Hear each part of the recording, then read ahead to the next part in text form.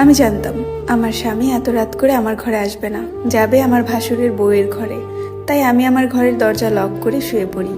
আমার শাশুড়ি শ্বশুর তারা তাদের মতো করে শুয়ে পড়ে। ঘুমের মধ্যে আমরা সবাই একটা অনেক জোরে বিকট আওয়াজ পাই। আমরা সবাই দরজা খুলে বাহিরে এসে দেখি আমার স্বামী তার ঘরে একটা বড় কাচের জগ ভেঙে ফেলেছে। আমার জায়ের গায়ে ওড়না নেই, আমার সেই দেবরটার গায়ে গেঞ্জি নেই।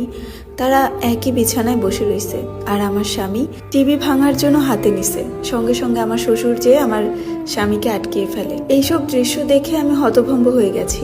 কি থেকে কি হয়ে গেল বুঝতেই পারছিলাম না। এতটুকু বুঝতে পারছিলাম যে সম্ভবত আমার সেই দেবরের সাথে আমার যা নামে সতীন মানে নাহারের সাথে কিছু একটা আমার স্বামী দেখে ফেলেছে। তারপর আমার শ্বশুর আমার স্বামীকে জিজ্ঞাসা করে, তুই এমন করছিস কেন, কি হয়েছে? আর আমার খালা শাশুড়ির ছেলের দিকে আমার শাশুড়ি জিজ্ঞাসু দৃষ্টিতে তাকিয়ে আছে, যেন আমার খালা শাশুড়ির ছেলে বলতে পারে যে কেন আমার স্বামী এমন করছে। আমার সেই খালা শাশুড়ির ছেলেটা চোখ নামিয়ে রেখেছে, মনে হচ্ছে যেন চোর ধরা পড়লে মানুষ যেভাবে মুখ লুকায় ঠিক সেভাবেই সে মুখ লুকিয়ে রেখেছে। বিশ্বাস করবেন, পাশে সেই দুধের বাচ্চাটা ছিল। আর আমার জায়ের অবস্থা দেখে বোঝাই যাচ্ছিল যে তাদের মধ্যে কিছু তো একটা হয়েছে। আমার স্বামী চিৎকার করা শুরু করে, বলে তোর মতো দুশ্চরিত্র আমি আর একটা দেখিনি।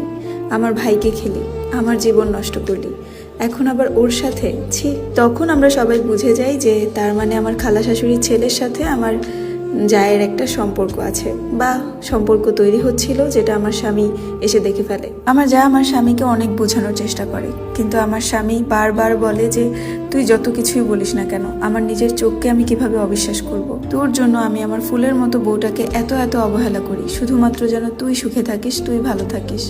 আর আজকে তোর কাছ থেকে এমন একটা কিছু পাবো আমি কল্পনাও করিনি। আমার শাশুড়ি উঠে এসে আমার স্বামীকে অনেক ব্যালেন্স করার চেষ্টা করে। আমার স্বামী আমার শাশুড়িকে একটা অনেক জোরে ধমক দেয়, বলে যে চুপ করো, তোমার কারণে আজকে এই অবস্থা। তুমি যদি আমাকে একটু শাসন করতা, তুমি যদি আমাকে এভাবে সাপোর্ট না করতে এই পাপ কাজের জন্য, তাহলে আজকে আমার বউয়ের জীবনটাও নষ্ট হতো না, আমারও এগুলো দেখতে হতো না। বংশের প্রদীপ চাও না, নাও এবার প্রদীপ নিয়েই বসে থাকো, আমি গেলাম। এই কথা বলে আমার স্বামী আমার রুমে চলে আসে।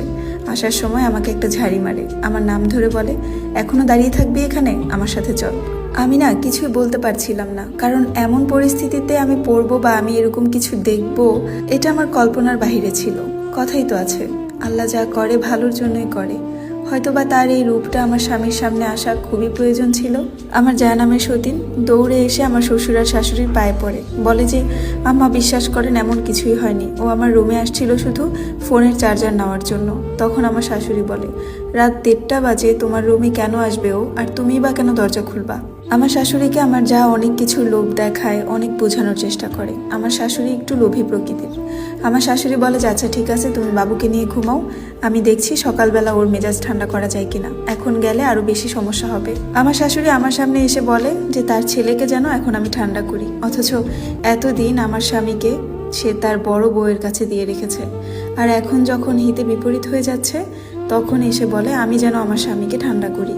আমি ঘরে এসে দেখি আমার স্বামী বিছানায় বসে কান্না করছে, তার চোখ ভরা পানি। আমাকে সামনে ডাক দিল, আমি গেলাম। সে আমাকে জড়িয়ে ধরে বলল যে আমি তোমার সাথে অনেক বড় অন্যায় করে ফেলছি, আমাকে ক্ষমা করে দাও। আজকে এই পরিস্থিতিতে পড়ার কারণ শুধুমাত্র তোমার চোখের পানি। ও আমার সেই খালাতো দেবরকে কিন্তু আমার স্বামী মারধর করে বাড়ি থেকে বের করে দিয়েছে। আমার খালাতো দেবর তখনই ওই মুহূর্তেই বাড়ি থেকে চলে গেছে। আমার শাশুড়ি ভেবেছিল সকালবেলা হয়তোবা আমার স্বামীর মুড চেঞ্জ হয়ে যাবে বা আমার স্বামী সব কিছুই ভুলে যাবে, কিন্তু না, সে কিছুই ভুলেনি। পরের দিন সকালবেলা আমার স্বামী সিদ্ধান্ত নেয় আমার যাকে মানে আমার যা নামে সতীনকে ডিভোর্স দিবে, কিন্তু নাহার সেটা মানতে রাজি না। সে সঙ্গে সঙ্গে বাড়ি থেকে বের হয়ে পুলিশ স্টেশনে যায়। সেখান থেকে সে তার বাবা মাকে ফোন করে পুলিশ নিয়ে তারপর আমাদের বাড়িতে আসে আমার স্বামীকে ধরিয়ে দেওয়ার জন্য। মানে ব্যাপারটা এমন ছিল, সে জোর করে হলেও আমার স্বামীকে বেঁধে রাখবে।